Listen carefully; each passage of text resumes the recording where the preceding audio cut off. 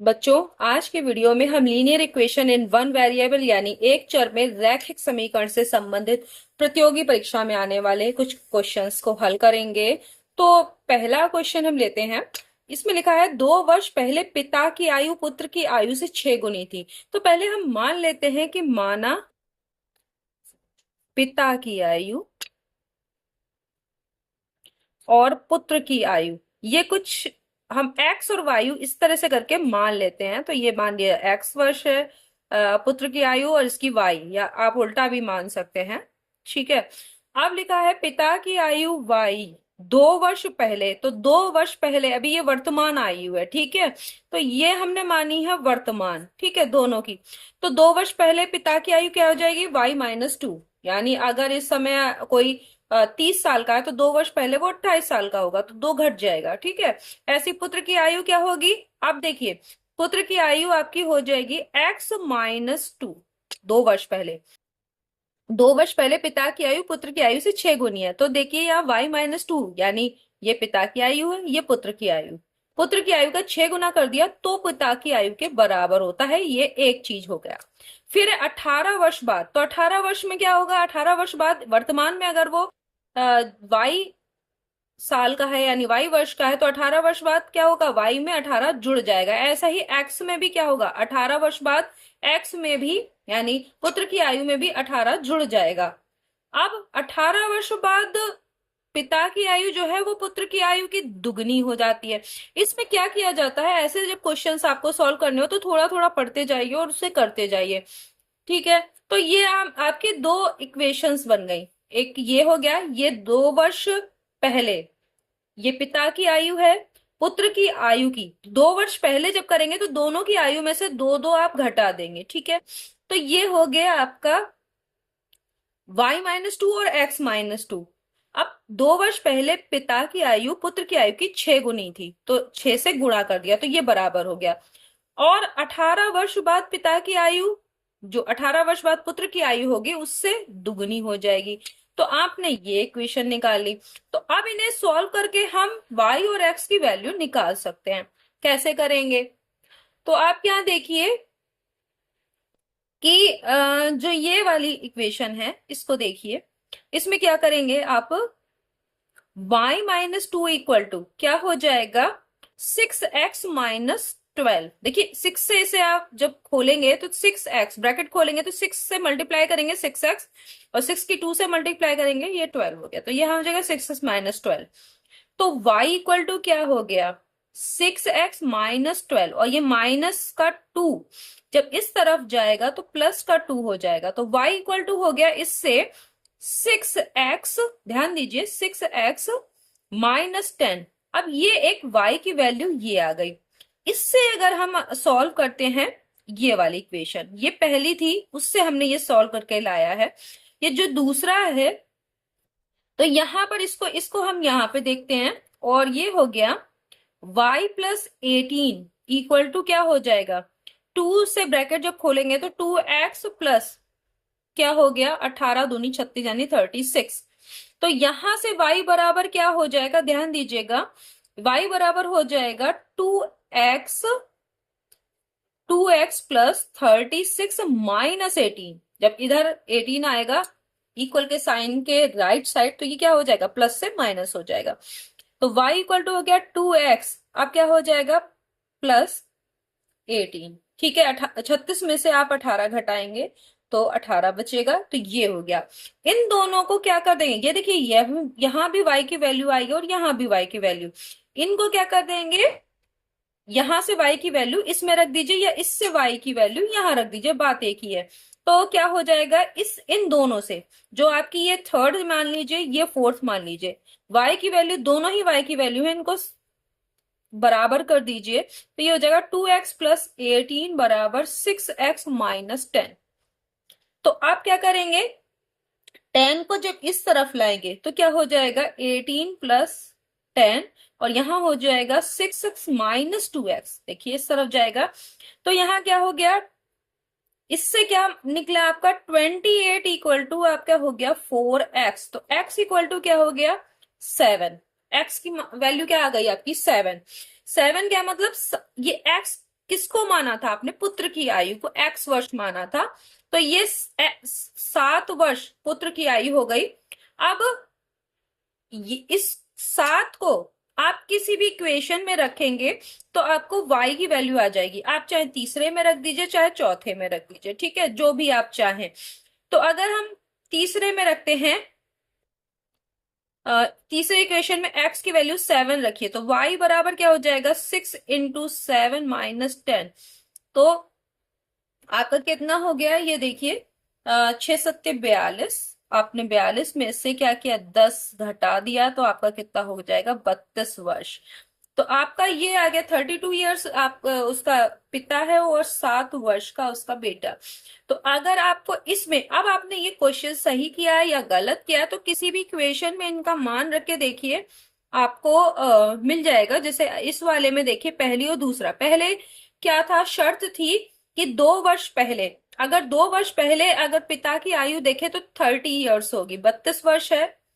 अगर प्रेजेंट में 2 वर्ष पहले उसकी 30 ईयर्स होगी, और इसकी क्या होगी? पुत्र की 2 वर्ष पहले 5, तो 5 × 6 = 30। आ रहा है कि नहीं आ रहा है? इसमें भी रख के देखेंगे तो भी सही होगा, वैसा ही होगा। तो आपका ये दोनों आंसर सही है, जो आपने पिता और पुत्र की आयु निकाली है। तो पुत्र की आयु आपकी 7 वर्ष आ गया, और पिता की आयु 32 वर्ष। तो ये इस तरीके से आपको सॉल्व करना होगा। साहिल की देखिए, इसमें भी वैसा ही है, बहुत ध्यान से पढ़ती जाइए और करते जाइए। साहिल की माँ की वर्तमान आयु, साहिल की वर्तमान आयु पहले मान लीजिए, माँ की वर्तमान आयु निकालिए, कुछ भी लिख लीजिए कि आयु x या y में से कुछ भी लिख लीजिए, x वर्ष मान लेते हैं।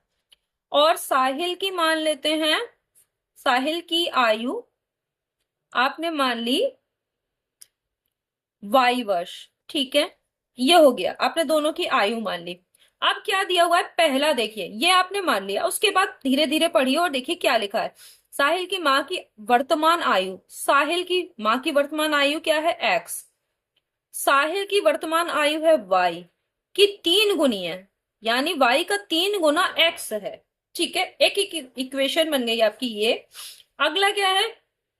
5 वर्ष बाद, जब 5 वर्ष हो गए तो दोनों की आयु में 5 5 जुड़ जाएगा, x+5, ये उसकी माँ की आयु हो गई 5 वर्ष बाद, और साहिल की आयु y+5 हो गई।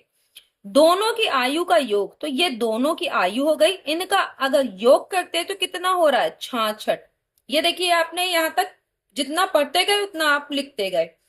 अब क्या कर दीजिए, x की वैल्यू 3y इसमें अगर रख देंगे तो पूरा y में आ जाएगा, और y में आने से साहिल की आयु पता चल जाएगी। तो यहां से ये पहली इक्वेशन से x की वैल्यू 3y इस दूसरे वाले में रख दीजिए। तो यहां पर देखिए, पहले इसको थोड़ा सा सॉल्व भी कर सकते हैं कि x+y+10 = 66 हो गया कि नहीं हो गया? यहाँ देखिए, x+y और 5 5 10 ये हो गया। तो यहां हो जाएगा x+y, ध्यान दीजिए, =66 - 10। तो यहां से हो गया x+y ध्यान दीजिएगा, 66 में से 10 करा तो 56 हो गया, सब्सट्रैक्ट कर दिया आपने x+y। अब देखिए यहां पे मैंने क्या बताया था, x की वैल्यू 3y रखिए। तो x की वैल्यू 3y यहां पर रख देंगे, तो 3y+y = 56। तो 4y = 56, तो y कितना हो जाएगा? 56/4। तो जब यहाँ पर इसको कट कर तो देखिए कैसे क्या आएगा, y की वैल्यू क्या आ जाएगी? यहाँ से y की वैल्यू आपकी क्या आ गई? 4 चौक 16, 14 वर्ष, ठीक है। ठीक है, तो यहाँ से आपने 4 से 56 को काट दिया, तो यहाँ पे आ गया 14 वर्ष। ये y की वैल्यू, y का मतलब है साहिल की आयु, ठीक है। साहिल की आयु को हमने y वर्ष माना था, तो 14 वर्ष किसकी आयु है? साहिल की आयु। और उसका 3 गुना उसकी माँ की आयु है। देखिए ये यहाँ पे लिखा हुआ है ना कि वर्तमान आयु, माँ की वर्तमान आयु साहिल की वर्तमान आयु की 3 गुनी है। तो 14 का 3 गुना करिए तो 42 वर्ष। x का मान हो गया, 3 गुना करेंगे तो क्या हो जाएगा? 42 वर्ष उसकी माँ की आयु है। ये दोनों आपका निकल के आ गया। तो आपको इसमें जब भी आपको कोई वर्ड प्रॉब्लम यानी वार्तिक प्रश्न दिया होता है, तो आप थोड़ा थोड़ा उसको पढ़िए और उसके बाद इक्वेशंस बनाइए और उनको सॉल्व करेंगे तो आपको आंसर मिल जाएगा। इस वाले में क्या है? राहुल के पिता की आयु राहुल की आयु के 3 गुने से 5 वर्ष अधिक है, ठीक है। तो राहुल की आयु मान लेते हैं, वैसे ही एक्स और वाई मानेंगे। राहुल की आयु आपने माना एक्स, ठीक है। और पिता की क्या है, पिता की आयु आप ये पहले ही मान लीजिए, एक्स वर्ष और ये वाई वर्ष, ठीक है। राहुल के पिता की आयु यानी वाई इक्वल टू क्या है, राहुल की आयु के 3 गुना। राहुल की आयु क्या है, एक्स, एक्स का 3 गुना यानी 3 से गुणा, 3 गुने से 5 वर्ष अधिक यानी +5। अगर ये करेंगे तब ये पिता की आयु आएगी। पिता की आयु राहुल की आयु के 3 गुने से 5 अधिक है, तो ये एक इक्वेशन बन गई, ठीक है।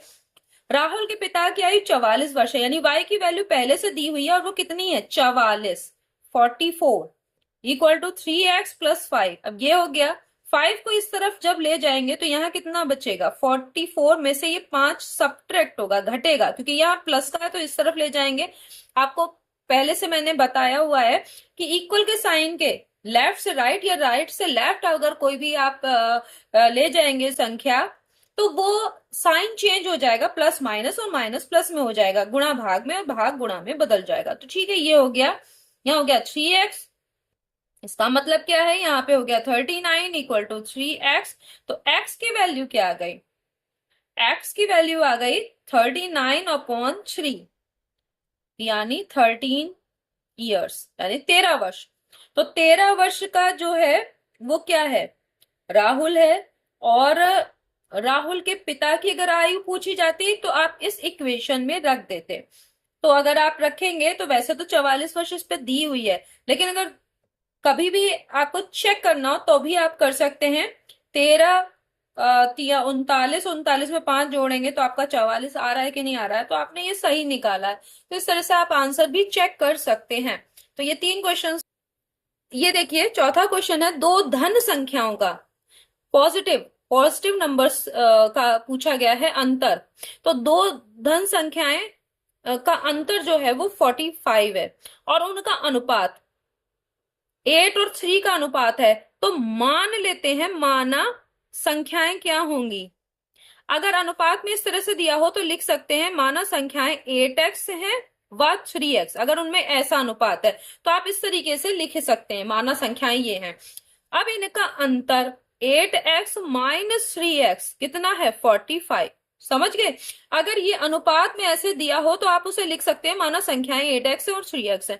अब इनको इनका डिफरेंस निकालिए तो ये हो गया 5x = 45, x = 45/5, तो कितना आ गया 9। x की वैल्यू 9 आई तो संख्याएं क्या होंगी, तो एक 8x हमने मानी है और एक मानी है 3x, ठीक है। तो 8 × 9 और यहां पर 3 × 9, तो इतनी, ये कौन सी होगी 72 और ये क्या होगी 27। तो ये दो संख्याएं 72 और 27 होंगी, ठीक है। अगर उनका अनुपात ये है और उनमें अंतर उनका ये है, तो अंतर भी देखिए कि क्या इनका अंतर 45 आ रहा है, तो आप करके देख लीजिए। तो ये आएगा 72 और 27, इनका डिफरेंस निकालेंगे तो यहाँ 5 आएगा और यहाँ पर क्या होगा, 6 में से 2 गया 45, आ रहा है कि नहीं आ रहा है। तो आपका इस तरह से ये आसानी से हो जाएगा। दो संख्याओं का योगफल, मान लीजिए दो संख्या x + y है, ठीक है। एक संख्या x है दूसरी y, दो संख्याएं आपने मान ली x और y। पहले लिख लेना आप कि माना दो संख्याएं हमने x और y मानी है, इनका योगफल क्या है 32। इनमें से यदि एक संख्या, कोई भी एक संख्या, जैसे मान लीजिए हम x मान लेते हैं -36 है, तो दूसरी y बराबर क्या होगी, तो आप क्या करेंगे y बराबर 32, ये वाला जब इस तरफ जाएगा तो किस में बन जाएगा, प्लस में हो जाएगा 36, और y बराबर क्या हो जाएगा 8 और ये 68, ठीक है। तो आप देख रहे हैं कि यहां पर आप इसे जोड़ेंगे तो y की वैल्यू 68 आ गई। तो ये बहुत इजी था, बस आपको इस तरह से इन्हें समझना होगा कि दो संख्याएं तो हमने संख्या मान ली और इसको लिख दिया। 3 क्रमागत संख्याएं, क्रमागत का मतलब था जो क्रम से आती हैं, ठीक है। जैसे अगर एक x है तो दूसरी संख्या होगी x + 1 और फिर x + 2, जैसे कि 1 2 3 4 ये सब क्रम से आ रहे हैं। या फिर हम कह दें 18 19, 20, ये क्रम से आ रहे हैं तो ये क्रमागत है, ठीक है। तो एक एक्स होगी तो दूसरी x+1, यानी उसमें एक जोड़ने पर प्राप्त होगी, और फिर उसके बाद अगली वाली इसमें भी एक जोड़ेंगे, तो x, x+1 और x+2, ये तीन क्रमागत संख्या हो गई। क्या कहा गया, इनका योग, तो इनको जोड़ दीजिए। योग कितना है, 15। तो यहाँ एक एक्स, दो और ये तीन, तो ये हो गया 3x+3। देखिए बराबर ये क्या हो गया, 15 के। तो 3x इक्वल टू क्या हो जाएगा, 15 - 3। 3x इक्वल टू क्या हो गया, आप देखिए यहाँ पे हो गया 12x इक्वल टू क्या हो जाएगा, 12/3। या आप यहाँ पे डायरेक्ट भी काट सकते हैं। देखिए दो तरीके हैं, अगर आपको कॉम्पिटेटिव एग्जाम में टाइम आपको बचाना है तो आपको इतना सब करने की जरूरत नहीं है। आप यहाँ पे भी डायरेक्ट कर सकते हैं, जैसे मैंने यहाँ 3 चौक 12, यहाँ पे भी आप कर सकते थे यही चीज। ये आपने अगर ऐसा लिखा हुआ है तो आप 3 चौक 12 डायरेक्ट कर दीजिए, x = 4। ठीक है, तो x आपका आ गया, आपकी संख्याएं थी x, x+1 और एक x+2, यही तो थी क्रमागत संख्या। तो आपकी पहली वाली क्या हो गई, 4। 4 में एक जोड़ेंगे 5, और फिर दो जोड़ेंगे तो क्या हो जाएगा, 6। तो ये आपकी जो क्रमागत संख्या है वो 4, 5, 6 होंगी। तो नेक्स्ट वीडियो में हम फिर मिलेंगे कुछ इसी तरह के क्वेश्चंस के साथ, तब तक के लिए धन्यवाद।